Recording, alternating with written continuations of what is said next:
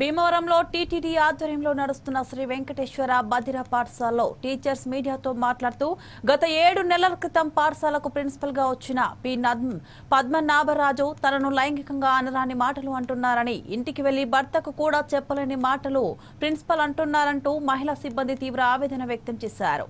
Hostel కు అర్ధరాత్రి వేళ వచ్చి మమ్మల్ని మానసికంగా ఇబ్బంది పెడుతున్నారంటూ వాపోయారు.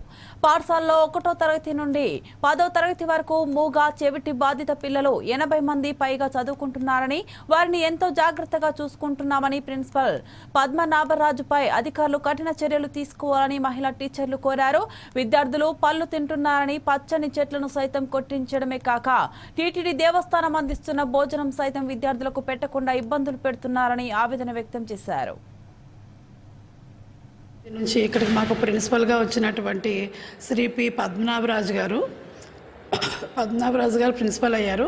అప్పటి నుంచి కూడా మమ్మల్ని లేడీ టీచర్స్ అందరినీ కూడా, హాస్టల్లో ఉన్న లేడీస్ స్టాఫ్ని అందరినీ, పాఠశాలలో ఉన్న విద్యార్థుల్ని అందరినీ కూడా మానసికంగా చాలా ఇబ్బంది పెడుతున్నారు.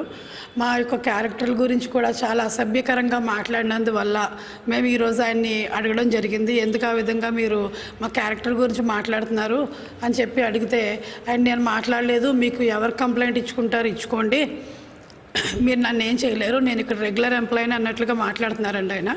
కానీ పై అధికారులు మాపై దయ ఉంచి ఆయన బారి నుండి మా స్కూల్లో విద్యార్థుల్ని మమ్మల్ని రక్షించవలసిందిగా మేము కోరుకుంటున్నాము. తగిన చర్యలు తీసుకోవాల్సిందిగా అడుగుతున్నాము. ఎందుకంటే ఈయన ఎంతగా మమ్మల్ని ఏ విధంగా మాట్లాడినా, మా చదువుల గురించి, మా పోస్టుల గురించి కూడా ఎంత భయంకరంగా మాట్లాడినా కూడా ఓర్చుకున్నామండి. పాఠశాల ఎత్తేస్తారు, ఇక్కడ ఎవరో టీచర్లు చెప్పట్లేదు, పిల్లల్ని తీసుకెళ్ళిపోమని పేరెంట్స్కి సజెస్ట్ చేయడం అన్నీ చేశారు. అవన్నీ కూడా మేము గత 7 నెలలుగా కూడా భరించాము.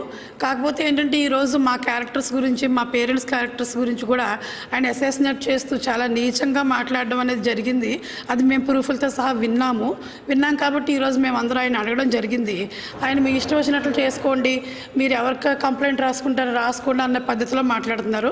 ఈ విధంగా ఈయన ఇక్కడ ప్రిన్సిపాల్గా కొనసాగిన, లేదా ఒక టెక్నీషియన్గా కానీ ఈ పాఠశాలలో ఉన్నట్లయితే ఇంకా తర్వాత ఫ్యూచర్లో మాకు ఈ పాఠశాలలో విద్యార్థులకి చాలా ఇబ్బందులు ఎదుర్కొనే అవకాశం ఉంది. అందువల్ల మాకు దయచేసి పై అధికారులు తగిన న్యాయం చేయవలసిందిగా, ఆయన బారి నుంచి మా అందరినీ కాపాడవలసిందిగా కోరుకుంటున్నాను. సెప్టెంబర్ 2025 నుంచి 24 నుంచి పద్మనాభరాజు గారు ప్రిన్సిపల్గా ఛార్జ్ తీసుకున్నారండి. గత 25 సంవత్సరాల నుంచి ఆయన టెక్నీషియన్గా స్కూల్లోనే వర్క్ చేస్తున్నారండి. అప్పటి నుంచి కూడా పిల్లల్ని, స్టాఫ్ని కూడా అసభ్య పదజాలంతో మాట్లాడుతూ ఉండేవాళ్ళండి. ఈరోజు ముఖ్యంగా మా క్యారెక్టర్ల గురించి, మా తల్లిదండ్రుల యొక్క క్యారెక్టర్ల గురించి చాలా చెప్పుకోలేని విధంగా మాట్లాడటం వల్ల మాకు మనసుకి చాలా బాధ కలిగి మేము వెళ్ళి అడగడం జరిగింది. నేను పర్మనెంట్ ఎంప్లాయీని, మీరు కంప్లైంట్ పెట్టుకోండి, ఏం చేస్తారో చేసుకోండి, నన్ను ఏం చేయలేరు అన్న విధంగా మాట్లాడటం జరిగింది.